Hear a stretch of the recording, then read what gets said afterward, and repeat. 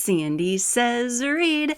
Welcome to the channel. This evening we are going to do a story time, and it's a Christmas story time, as you can probably guess from the getup we got going on here.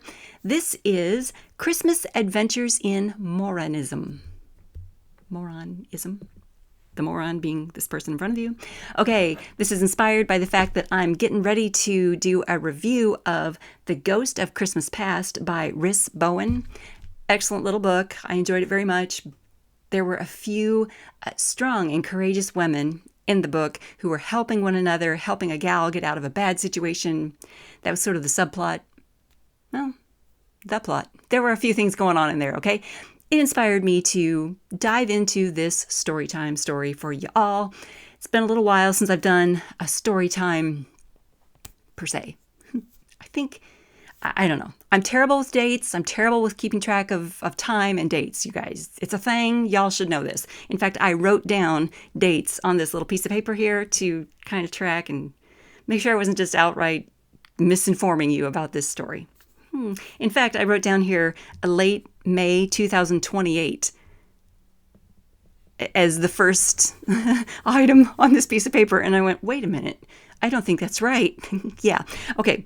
In late May 2008, I was diagnosed with a form of cancer, one they could cure, but it took some time for like the biopsies and the diagnosis and the treatments to start.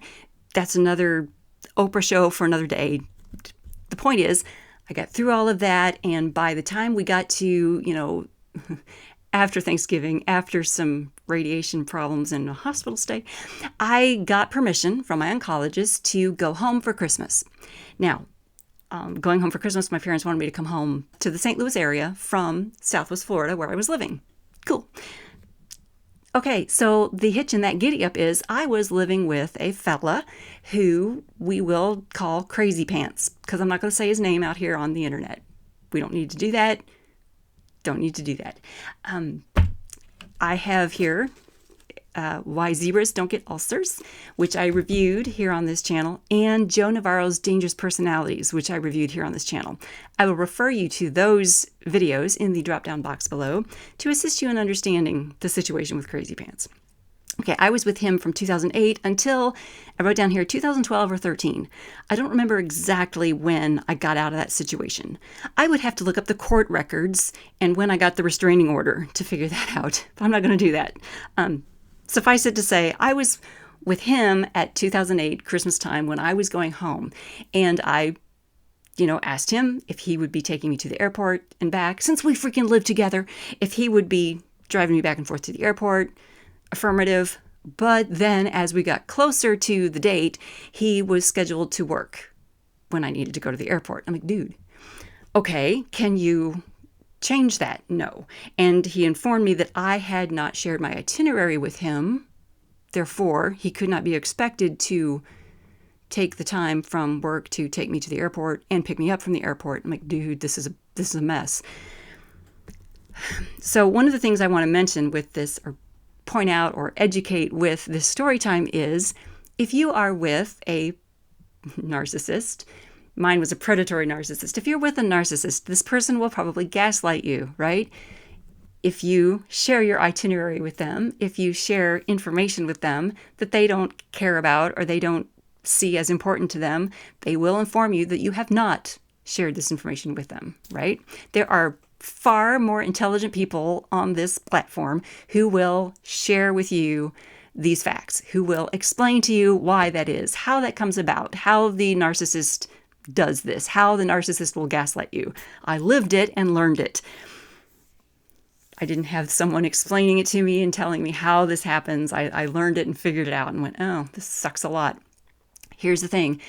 I went to a friend and said, hey, here's what's happening. I need someone to pick me up from the airport on my way home.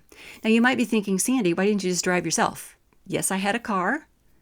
But here's the thing. I had just gotten done with the radiation treatments, and those had been problematic. There was a hitch in the giddy up. I did have some time in the hospital. It was a situation. I was quite ill, and I actually needed some assistance in the airport. So driving to the airport was not going to be a good, positive thing for me to do. So I didn't. Someone took me to the airport, went about my way. It was great. I visited with my folks, other people around the St. Louis area for Christmas and the holidays. It was wonderful. I did text my friend who was going to pick me up at the airport. She was an author friend in the Archibooks family. And, hey, I'll be back at such and such time. Hope you're having a great Christmas. And I didn't hear back from her. I thought, well, that's odd. I hope she's having a good Christmas. I hope everything is fine. And so when the day came for me to fly back, I'm like, hey, I'm, heading to the airport. Hope to see you soon. Blah, blah, blah. Nothing. When I landed, hey, I have arrived. I've picked up my bags. I will be at, whatever door for this flight, and nothing. So I was sitting on the curb in a wheelchair with my suitcase, waiting for my friend to come get me, and there was nothing. I call, she doesn't pick up. She's not responding. I'm like, okay, my friend is not coming to get me. This is the scoop. My friend is not coming, and she's ignoring if something has happened, she's not coming to get me. So I contact Crazy Pants. I'm like, hey, the person, she's not coming to get me. I'm purposely not saying her name because I don't want to, the purpose of this is not to shame her. The purpose is to show that Crazy Pants was alienating my friends. And at the time, I did not realize that. At the time, I didn't recognize he was pushing people out of my life.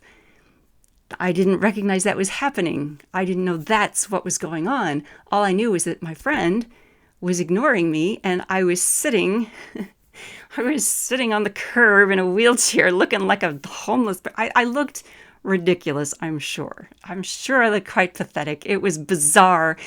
Anyway, Crazy Pants is like, well, I'm at work. What do you want me to do? I'm like, well, can you take an hour and a half? Can you take time to come get me, drop me at home, or to come get me? I can sit in the break room until you get done with work. That was beyond the pale. That could not be done. I'm like, okay. So I contacted another friend of mine. Her name, I will say, because I adore her still to this day. Her name is Marcy. I contacted Marcy. I'm like, hey, do you happen to be in town? No, she was out of town. She was visiting family. I'm like, okay, no problem. Don't worry about it. And she's like, oh my God. When she realized what was happening, when I told her I'm sitting at the airport, she's like, oh my God, I wish, if my dad was in town, I would have him come get you, but he's with me. I'm like, all right, no problem. No problem. This is not your problem to solve. It's my problem to solve. No worries. There was no one. I'm like, okay, so what I need to do is get a cab and get myself home. But, getting the cab was going to be pricey. I mean, it was a 30-minute drive. It was a nightmare. I did end up with Crazy Pants coming to get me quite some time later. It was an ordeal. It was cold. I remember it being cold. Even though it was Southwest Florida, it was chilly after Christmas. All this to say, and I hope that no one is hearing this as like a complaint video. This is not a complaint video. This is story time of, look, if you're with someone who is like telling you constantly that you have not communicated with them when you know that you have, if you're with someone who finds it a hardship to take you to or from an airport, if you are with someone who is pushing your friends out of your life, it might be good to reevaluate what's going on with that person.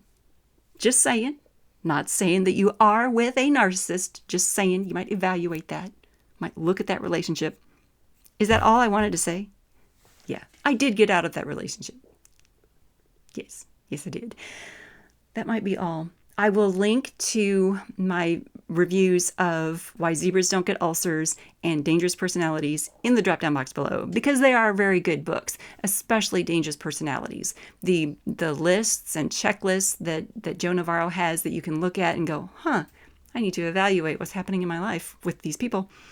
Really good stuff. So I will put that in the drop-down box below. That might be all I have for you, you guys. This was a rambling Christmas Adventures in Moronism story for you. Thumbs up for getting out of crazy, bad relationships. And if you enjoy these rambling crazy things, subscribe to the channel. Follow along. Click the bell notification icon so you're notified each time I do the crazy random things. And also so you'll be notified when I upload the review, which I'm about to film, for A Ghost of Christmas Past, where there are strong women who take care of business, like I did, getting out of that crazy, crappy relationship. That's it, you guys. Thank you for tuning in.